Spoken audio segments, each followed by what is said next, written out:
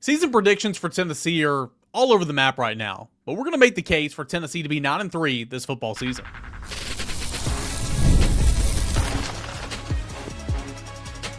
You are Locked On Vols, your daily podcast on the Tennessee Volunteers. Part of the Locked On Podcast Network, your team every day. Good Monday morning, everybody. Welcome into Locked On Vols. I am your host, Cain, and today's episode is presented by the great people over at Odoo. Great organizations win because operations matter. That's why you should check out Odoo. Try today for free at odoo.com/lockedon. That's odoo.com/lockedon. Byron Young, we talked about ambassadors of the Tennessee football program on Friday's show when talking about Peyton Manning, and I'm not saying Byron Young's in that same category in terms of Peyton Manning, the same area code, but he is in terms of category in terms of being an ambassador.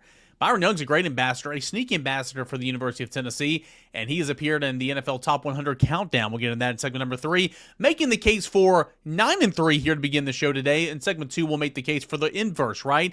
Any greats, to be on the debate team. I was not on the debate team and all that, but I've always heard that if you were to be a really good debater, okay, you need to be able to argue both sides. To be a good lawyer, okay, mock trial, lawyer, all that type of stuff, you need to be able to argue both sides. And so we're going to do that here today. 9-3 in segment number 1, 7-5, which I don't think is likely, in segment number 2, all that and more here on a Monday show. We're doing this because, again, the perceived notion, I feel like, for Tennessee football this year is an 8-4 season. And again, I've repeatedly said 8-4 is going to be the new 9-3. I truly believe that because the Southeastern Conference is adding another game. And so we kind of scoff at the thought and the idea of going 8-4. Oh, that's just a disappointing season now. And I'm not saying that's what you should strive for, but things are going to change. There's going to be a lot of 9-3 teams in the Southeastern Conference, right? 9 wins used to be the 10 wins and all that and more. I mean, there's a ripple effect here. And there's some stats and some projections that kind of back up that notion that we'll get into here in just a moment. But you look over at our friends over at FanDuel and the win-loss total for Tennessee, it's been a 7.5 all offseason. 7.5. 7.5 is the win totals for Tennessee football, according to our friends over at FanDuel. 7.5. You look at pretty much any projection, if you will, and Tennessee's, thought to go 8-4. You pull up what ESPN has in the SP Plus rankings, and Tennessee is projected, the average win is projected to be at 7.7, which you round that up to 8. You look at the average conference win for Tennessee in the SP Plus rankings over at ESPN.com. Tennessee is projected to win 5 conference games. Again, these are just projections. No games have actually started yet. So again, if you play the rounding and all that, I mean, again, 7.7 is 8. 8-4 would kind of be your season right now. I like Tennessee's makeup. I've not been shy of saying that. I think Tennessee's going to hit that over in the 7.5. And here in segment number 3, we're going to take it a step further and say, okay, well, this is 9-3. This is making the case for 9-3. And I'm not saying that that's the ceiling, like best case scenario for Tennessee's 9-3. I'm not saying that, but I think a solid year and an attainable year for Tennessee could be 9-3. So we'll kind of start right there, knowing that the win total is 7.5, knowing that the perceived notion is Tennessee's going to be 8-4 this year. Here's the case for 9-3. All right.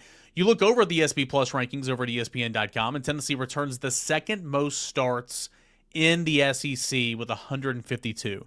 That is second only to Georgia's 169. Now, this is taking into account starts you have returning on your roster and starts that you're bringing in via the transfer portal. Tennessee did bring in 83 starts via the transfer portal, career starts, or 83 starts from the 2026 or 2025 roster, I guess I should say, the schedule. That might seem like a lot, but honestly, I mean, that's at least 1, 2, 3, 4, 5, 6, 7, 8, 9, 10. There are 10 teams in front of Tennessee in that respective category. Tennessee is bringing in the 11th most starts in the SEC via the transfer portal. Again, that's not a metric to say that that's too small or whatever, because, again, Tennessee's returning already a ton of starts, the second most in the SEC with 152. Tennessee is returning 58% of the offensive production. 58% of the offensive returners, I should say. 65% of the defensive returners. Tennessee has 6 redshirt freshmen approximately on the roster right now. And that's not nothing. Tennessee's bringing back a lot, and we've talked about that. And sure, Tennessee's lost some, and Tennessee lost a lot to the transfer portal. Tennessee brought in from the transfer portal, but we've discussed what it's done offensively. You pick up a quarterback on the waiver wire essentially in May, and he leads the SEC in passing, and Tennessee's one of the top two offenses in the conference a season ago. Again, I'm not saying that George MacIntyre or Faizon Brandon's going to have the production that Joey Aguilar had. A little bit of a different situation there. Sure, Joey Aguilar never played at this level, but he had played a ton of college football. He was a gunslinger by trade. He had the stats and the touchdowns and the interceptions and the yardage in the Sun Belt at Appalachian State that kind of backed that up. So we kind of knew what we were getting in Joey Aguilar. Still did not think that it was going to be as great as it was. And I know he had a turnover issue there towards the end of the season. Really, the turnovers kind of racked up as the season went along, and he was dealing with some injury, obviously, dealing with the benign tumor in his bicep that I truly feel like had something to do with the sack fumbles against Oklahoma, and didn't he have one against Vanderbilt? Nonetheless, Tennessee was able to do that with the quarterback he got in May. And I don't think anybody's shy about saying this, that Faizon and George MacIntyre have a higher upside than that of Joey Aguilar. Now, will you reach that this year? Probably not. But again, what else do you have to fall back on? We talked about it a ton. Braylon, Staley, and Mike Matthews, two receivers that had over 800 yards receiving last year in this league. Two receivers that are not getting a lot of national recognition in terms of being proven productive players and tops of their positions in the Southeastern Conference or in college football. They're not getting that respect, in my opinion. But the stats are there. The stats in this league are there. And Tennessee's got two really good weapons at wide receiver that are ready to roll in 2026 for a young quarterback. Tennessee brings back a 1,000-yard rusher in the Southeastern Conference. The running game, though, wasn't bad last year, 2,200 yards. It was the worst of the Josh Heupel era here at Tennessee. That was the lowest total. Tennessee had rushed for over 2,500 yards in the 4 previous seasons before that. Tennessee finished with 2,200 yards last year. DeSean Bishop, RB1, was a 1,000-yard rusher. And even in games like against Alabama or some of the other games on the schedule, like DeSean would do good individual stats, but Tennessee's team rushing did not do well. Too many sacks given up, or not enough people helping DeSean in some of those games. That overall has got to be better, but it's a great place to start when you bring back a 1,000-yard rusher for a rookie quarterback or for a redshirt freshman quarterback. It's a really good feeling, I guess, when you have a guy behind you or beside you in the shotgun formation, pistol formation, whatever you're in, and that guy has been there, done that in this league, and feels comfortable doing so. That's DeSean Bishop. And I like what they have behind DeSean Bishop and Javin Gordon coming over from Tulane that, played in the college football playoff last year as a true freshman, had scored 8 touchdowns. I like what Tennessee has in the run game. And then finally on the offensive line, again, at minimum, Tennessee is starting 4 returning starters.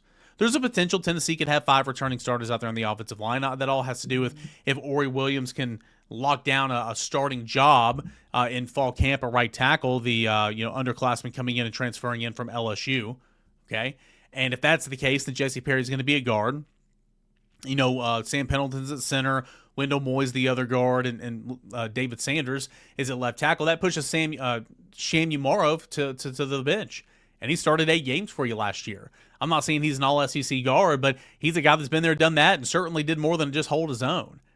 So you have an offensive line that, on paper, could be the best offensive line that Josh Heupel's ever had here at Tennessee. All that playing in front of a rookie quarterback or a redshirt freshman quarterback. I say rookie, true freshman, you know what I mean. I like what Tennessee has offensively. They have a collection of tight ends that I think are going to help. Ethan Davis, I've always been intrigued by his potential. Can you officially unlock that this year? DeSean Brame is like a Ethan Davis miniature in terms of kind of following that same path, if you will, bringing in Trent Thomas to help with 12 personnel. I like what Tennessee can do offensively. Now, it's all about the quarterback. We'll talk a ton about the quarterback in segment number 2 when you're making the case for 7-5, which, again, I don't think is likely. But you need the quarterback to hit, but you have so many weapons around him. Defensively, Tennessee ranked 93rd, I believe, in total defense last year, or scoring. It was like 88 and 93rd, either total defense, scoring defense, whatever it was. Statistically, that's going to be hard. That's going to be tough to do worse than, or tough to be on that level again. I mean, it just is. Not only do you bring in Jim Knowles, who is a different defensive coordinator than that of Tennessee during the Josh Heupel era of Tim Banks. You bring in Jim Knowles, his pedigree, what he's done in the past. How quickly will he make an impact for Tennessee? Well, I'm assuming you're number one. I'm not saying he's going to have a finished product. Certainly not. But I think there's going to be a big difference made there on the defensive side of the football. You are going to be better defensively. In the secondary, I think you're going to be significantly better. And I think you're going to have some more depth in the secondary. Linebacker, self-explanatory. They need to play better, finally. They've kind of had the numbers the last couple of years, but one big injury really kind of derailed, that room. I don't think that's the case this year because you have so many experienced bodies. And then on the defensive line, I like what they have in the interior. I like the defensive tackle. I have questions about the edge. I do. But my point is, you will see significant growth on defense and significant production in terms of what you had last year based on just that bar so low. Will it be a top 6 or 7 defense in the SEC? I'm not calling that. Will it be a top 10 defense out of 16 teams in the SEC? I would expect so. Will this be the finished product in the final round of what Jim Knowles wants to do here at Tennessee? It better not. But you're going to be much, much better than you were on defense a season ago. And if you had a defense that could just stop just a little bit, I mean, you're probably, a couple, more wins. The Oklahoma game, it was on the offense. That loss was on the offense. The defense kind of did what it needed to do. You got to play complementary football and all that. My point in saying all this, the projections, the win total, FanDuel has Tennessee over, has Tennessee at 7.5. ESPN's SP Plus rankings has Tennessee's average win at 7.7.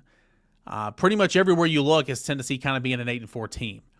Making the case to be 9-3 is not just going out on this limb here, just closing your eyes and praying or throwing a Hail Mary. It's very obtainable in my opinion, very obtainable. Now, I think Tennessee has a better chance of being 9-3 than I think Tennessee has a chance of being 7-5. And I've explained 9-3 here.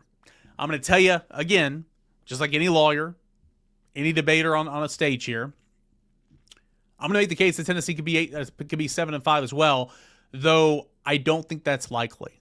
Playing around this win total over FanDuel Sportsbook that's at 7.5 for Tennessee football.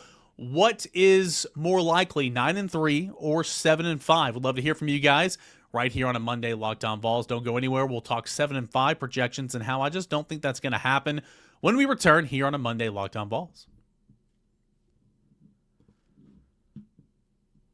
Running a business shouldn't feel like you're trying to connect a bunch of systems that were never really designed to work together, right? One for accounting, another for inventory, another for sales, and somehow none of them talk to one another. That's where Odoo comes in.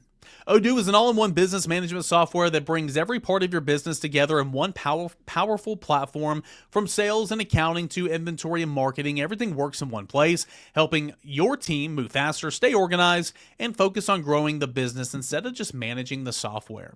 The best organizations know that success isn't just about talent.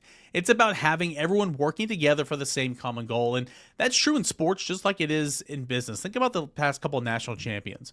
Think about the last couple of Super Bowl champions or NBA champions or, whatever the case is. There's got to be a buy-in.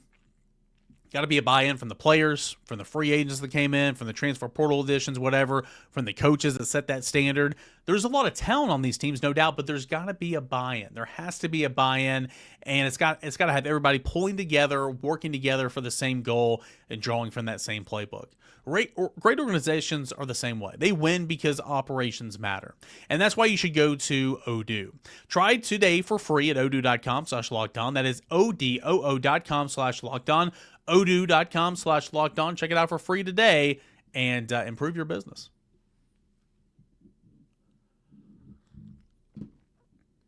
All right, get your Tennessee fix completely ad-free by joining the Everydayer Club today. Start your 7-day free trial right now. Get closer to your team without the interruptions. Get the link or click the link in the show notes or go to lockedonvols.supercast.com to claim your free trial today. That is the Locked On Vols Everydayer Club. All right, so we talked about 9-3 in segment number 1. You guys know where I feel on this. I think that is significantly better chances for Tennessee in 2026 than that of 7-5. But just like anybody, any good lawyer, you got to be able to show evidence and argue the other side. For Tennessee to go 7-5, which I don't think is likely, number one, the quarterback play is not good. It's not good. Now, I think there's a difference in work in progress. I think there's a difference in showing signs of getting better and improvement over the course of the year. I don't expect George MacIntyre and or Faizon Brandon to go out there against Georgia Tech and throw for 300 yards, throw for 3 touchdowns, throw a game-winning touchdown with less than 2 minutes in the fourth quarter. Call me crazy. It could happen. I would be surprised. Now, that does not mean that they're going to go out there and turn it over 3 times and throw for $150. Okay? My point is, if a quarterback is not getting better, a young quarterback is not getting gradually better over the course of the season, then I think there's an issue. Or it could be inconsistent. You got to have a young quarterback come in and light it up against Georgia Tech, light it up against Furman, which you should against Furman, light it up against Texas. Light it up against Texas there in that early SEC opener on September the 26th. But then you turn around the next week against Auburn and turn it over 2 or 3 times. You come back against Arkansas in a couple of weeks and you just don't show up. The inconsistency would be a big red flag in quarterback play, and that could contribute in the potential 7-5 season outcome for Tennessee football. Quarterback play, it's always going to dominate the conversation, where so many people, media members, personalities, regionally, nationally, even locally, when talking about Tennessee football, it's only about the quarterback. It's only about the quarterback. And again, we're here on the ground floor. We know this team. We know the warts. We know the hidden gems. We know this roster. We know the depth chart. We know everything like the back of our hands because we're fanatics. We're all about Tennessee. And so we know more. We are educated more on some of these takes that are coming in, some of these takes that will be here in 2 weeks at the SEC Media Days. Some of these power rankings lists or head coaching rankings lists and all that we talked about, how I just think it's hilarious. Josh Heupel's ranked 9th on a number of these. We're more educated than those takes. But again, it's because we follow this team religiously. It's my job to follow this team religiously, right? I mean, fans of other programs are the same way with their teams. They know more about their teams than we know about their teams. But so much of the conversation with Tennessee football this year is just all around not having a quarterback. Oh, they missed out on the quarterback. They didn't get anybody in the transfer portal. Oh, they tried to get Joey Aguilar eligible, and that didn't happen. What's Josh Heupel to do? Oh, my goodness. Tennessee, you just didn't improve your roster because you don't have a quarterback. When we've done the research and we've done the show here on Locked On Vols, how Josh Heupel has tremendous success with first-year starting quarterbacks. First-year starting quarterbacks over the course of his career. That's the norm for Josh Heupel. Not necessarily young quarterbacks, but he has started true freshman Dylan Gabriel at UCF. Okay, he started a true freshman at Oklahoma when he was the OC. It's not necessarily it's the norm. The first-year quarterbacks, first-year starting quarterbacks in his system. Nico coming back would have been an outlier. Hendon Hooker coming back for a second year was an outlier in terms of returning quarterback. Josh Heupel's been very productive in first-year starting quarterbacks. And another point that I should have made in the 9-3 discussion. But the quarterback conversation is what's going to dominate and what's going to send Tennessee or the prediction makers or whatever, send Tennessee down to a 7-5 record or an 8-4 or hit that under at 7-5. Which, again, I don't, for Tennessee to go 7-5 this year, the win total FanDuel's at 7.5. Tennessee would have to go under. And I don't see that happening. What else, though? Well, I mean, there are a lot of question marks about defense. I bring up the pass rush all the time. Chaz Coleman was signed. He was the crown jewel of your class. But still, even there, Chaz Coleman, it's not like he's got a whole lot of stats to back up his play. It was mainly on potential. It was mainly on projections because he has a skill set and the attributes to be an absolute stud in this defense. It's a reason he was ranked as a top 10 transfer portal candidate or transfer portal player in the cycle this past year. It was all on potential, a lot like the NFL draft. But still, you would like to take that potential, work with it with his position coach that he worked with last year, his defensive coordinator that he worked with last year, and try to apply that to a defense that rushed the quarterback very well for half the season last year in 2025, but then it just fell off. Chaz Coleman was going to be on one side, Jordan Norman was going to be on the other, or Jordan Norman was going to rotate in with Chaz Coleman. However they were going to do that, I'm sure it would have been a little bit of both. Jordan Norman coming up from Tulane. He was at South Alabama previous couple years before that. Had a breakout year last year with Tulane. Really, really good player. But now he's stepping up into the SEC. Can you continue to take those steps? I don't know. If you're playing devil's advocate here, you just had a breakout year at Tulane. Who's to say you're going to have another breakout year this year, stepping up and going up against NFL offensive tackles or NFL offensive line type players? I don't know. We'll have to see. Tyree Weathersby's been here for a couple of years. He was one of my favorite recruits ever Another one was Byron Young, who I'll talk about in segment number 3. But one of my favorite recruits that I covered a couple of years ago in the cycle of 2023, I believe, he was so good.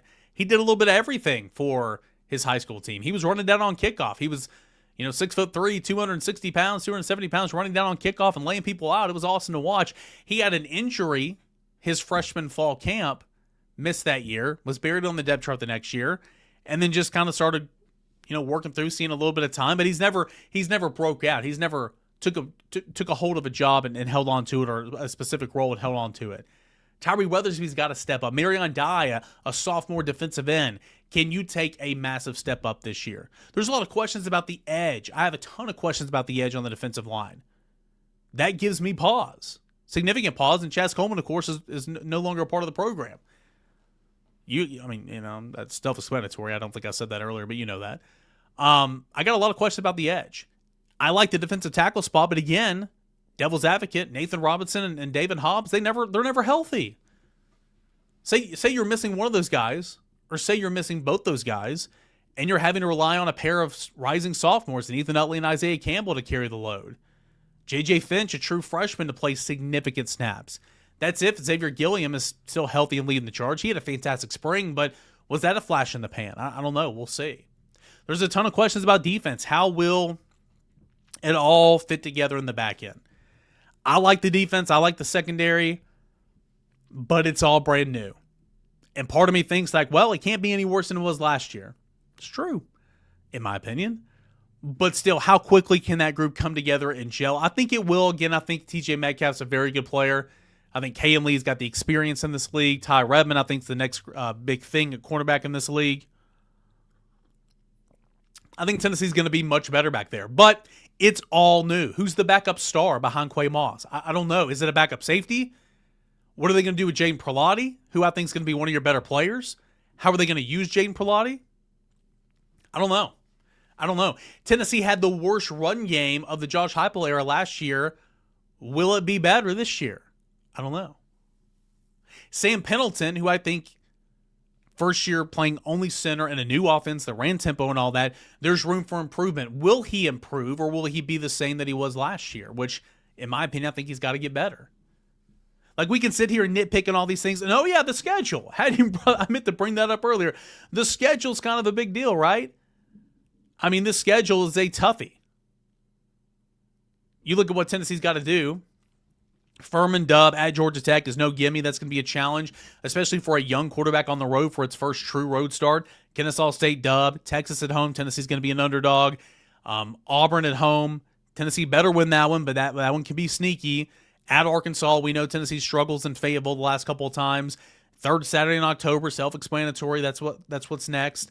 At South Carolina, we know what happened last time Tennessee played at South Carolina, but that will be an afternoon game, which is a big win for Tennessee. Then you got the bye week. You have Kentucky at home. At A&M is going to be a tremendous challenge. At home against LSU, probably a tremendous challenge. On the road at Vanderbilt, what's Vanderbilt look like at this point in time? Post Diego Pavia, Eli Stowers. Where are they with Jared Curtis by that point? Is he a true freshman anymore? How is he playing by the final game of the regular season? And, you have a sour taste in your mouth from the last time you played Vanderbilt. Schedule's not doing you any favors. So I think the schedule would obviously be a huge talking point in deciphering if Tennessee's going to be 7-5. I think Tennessee's going to be 9-3. I made that case in segment number 1. That's my pick right now on July the 6th. I think Tennessee's going to be 9-3. But is there an avenue for 7-5?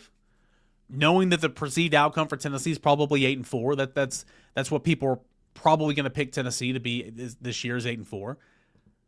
What if things go wrong? I don't think the wheels would have to fall off for Tennessee to be 6-6. The wheels would have to completely fall off. I mean, Tennessee's going to back its way into 4 or 5 wins easily.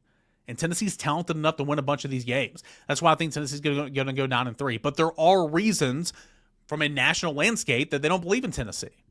And I said a lot of those right here when I made the case for 7-5. What say you? @_Cain or Locked On Vols, a part of the mailbag edition mailbag part of the show coming up tomorrow. @_Cain or Locked On Vols. Comment on the YouTube channel on this episode.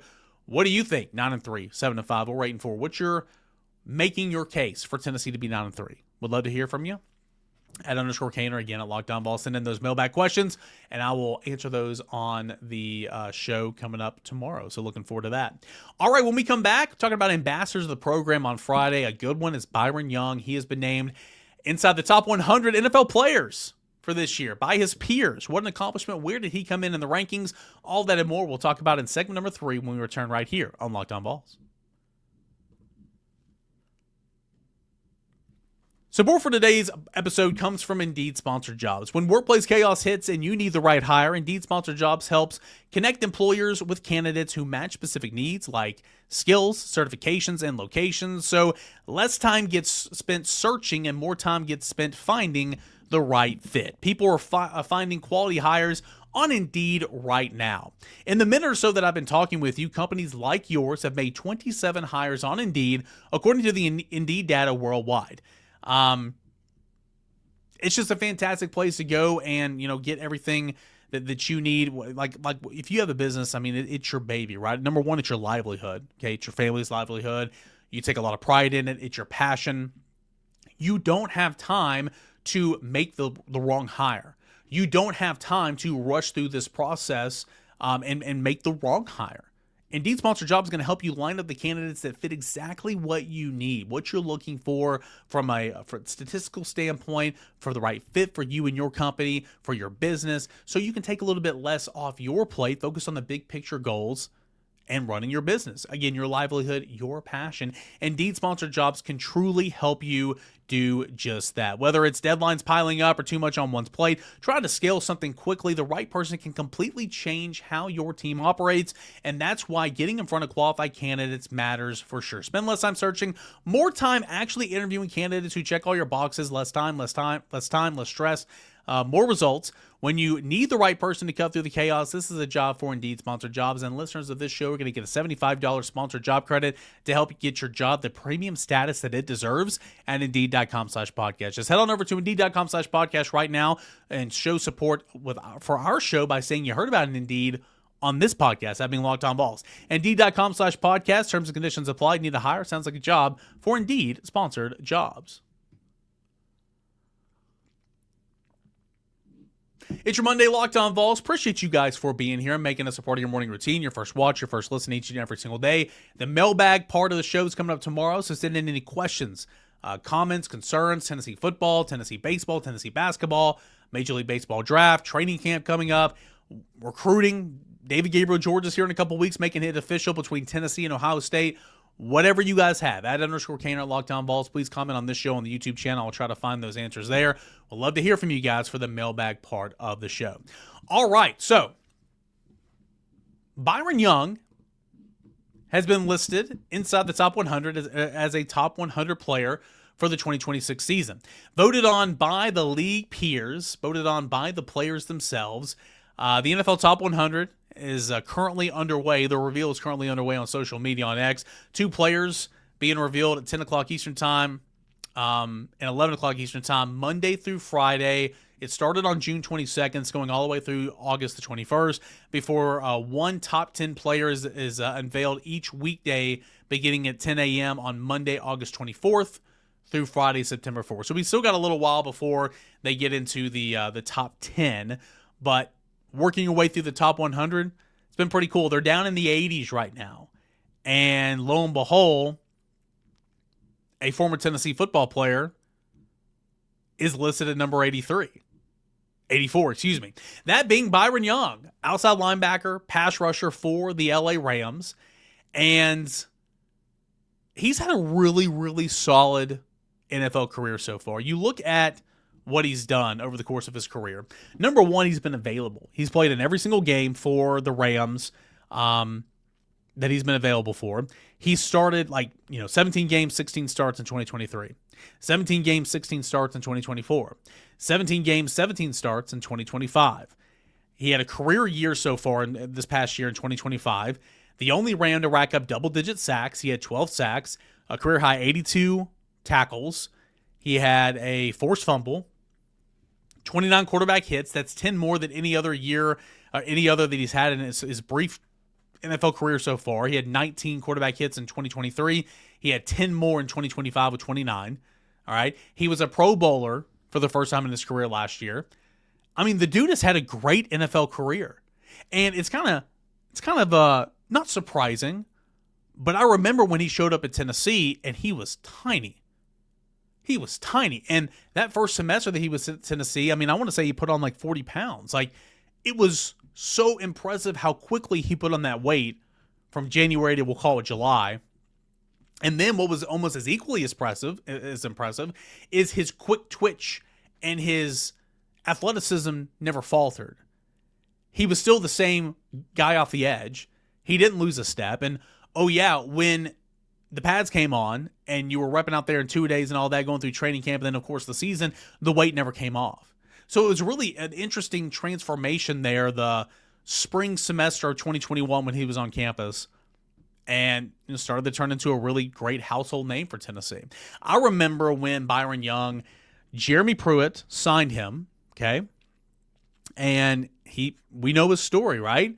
Gave up football, was working at a Dollar General. I think he was working at a Circle K as well. I think he was working at a Burger King. I mean, the Dollar General is true. I'm not sure about the Burger King, but Circle K, I believe, is as well. And he was out of football. And then he was at a junior college and saw a flyer saying, hey, football tryouts, come on out. And he went out there and he did. And he got back in love with the game. And then of course, he got on scholarship and was coming to Tennessee. And I remember when everything went down, when Tennessee fired Jeremy Pruitt at the end of in January, towards the end of January 2021, I was calling the recruits, or I was calling the signees really, and saying, hey, where you at? Are you still coming to campus? Like, everything's still good? Like, are you going to try to get out of your national letter of intent? Kind of where you at right now? And I called Byron Young, and he was in the car. He was literally heading to Knoxville. And he was like, yeah, I heard about that. That's unfortunate. Da, da, da, da. I'm like, okay, well, are you still good with Tennessee? He's like, man, yeah, of course I am. Like, there's no way I'm not coming to Tennessee. My journey has been crazy. Like, I'm in the car coming to Tennessee. Nothing's going to change my mind. I am heading to Knoxville. And I'm like, all right, cool. And he gets here, and then he, of course, everybody starts picking up on his story, and we still see it, on the National Football League surface about how this guy like gave up football and was working to here and there and all that. Saw the flyer and worked his way back and all that. I mean, it's an amazing story, and we've heard it here in Tennessee locally. We've heard it so many times, but it never gets old. But I'll never forget that phone call. He was like, man, my journey's been so crazy. There's nothing that's going to keep me from coming to Tennessee right now. And I'm like, hitch your wagon to that guy, because you will not be disappointed. And lo and behold, through 3 years in the National Football League, I think that could be said. He was 8th in Rookie of the Year voting in 2023, Defensive Rookie of the Year voting. And again, a first-time Pro Bowler this past year, career high 12 sacks, career high 82 tackles, career high 12 TFLs, career high 29 quarterback hits. The dude is on fire. And what they said about his 84th ranking in the NFL Top 100 said, quote, forget the buzz over a potential Aaron Donald comeback after the Myles Garrett trade. Remember, Myles Garrett got traded away. Garrett is already teaming up with a premier pass rusher. Garrett is already teaming up with a premier pass rusher, getting Myles Garrett to LA, obviously. That being Young. Young was the lone member of LA's defense to reach double-digit sacks last season and is superb in setting the edge. His 79.3 PFF run defense was 10th among pass rushers, boosted by a 40 run stops, which was second at the position. To teams planning on overcommitting to slowing Garrett, beware. Young can make you pay and make you pay in a hurry. Young had 12 sacks, 54 pressures. That was good for, this is last year, good for 22.2% pressure to conversion rate. Young has now increased his pressure to conversion rate at each of the last 2 seasons, going from 12.7% as a rookie to 15% in year 2 before his most recent uptick to 22%. That's really good. Again, applying pressure on the opposing quarterback to conversion rate, getting a TFL, getting a sack, having a hand in a tackle, whatever it is. It went from 12.7% as a rookie to 15% as a second-year player to 22.2% as a third-year player. That's a really interesting note right there. So, again, Myles Garrett coming over from Cleveland to L.A., and they traded Jared Verse. Myles Garrett is going to have a great combo to work with Byron Young on the other end, and maybe Byron Young is going to benefit from that tremendously because you get an all-pro and Myles Garrett on the other side. I am so intrigued to see where Byron Young is this season, but he enters the season as a top 100 player by his peers, voted on by his peers in the NFL 100, and a great ambassador for the University of Tennessee. I thought that was really, really cool seeing that over the weekend. All right. What's your case to make for Tennessee to be 9-3? What would have to happen if Tennessee went 7-5 this year? That's not going to happen. But again, we need to know both sides of this thing. We'd love to hear from you @_Cainer and at Locked On Vols. Appreciate you guys for being here. We'll do the mailbag portion of the show coming up tomorrow. So send in those questions, comments, concerns to @_Cainer at Locked On Vols. DMs are open. Tweet at me. And, of course, comment on this video on the YouTube channel. Thank you guys so much for being here. We'll come back tomorrow. We'll continue on Tennessee football, all that and more right here on your Locked On Vols. Have a great rest of your Monday, everybody.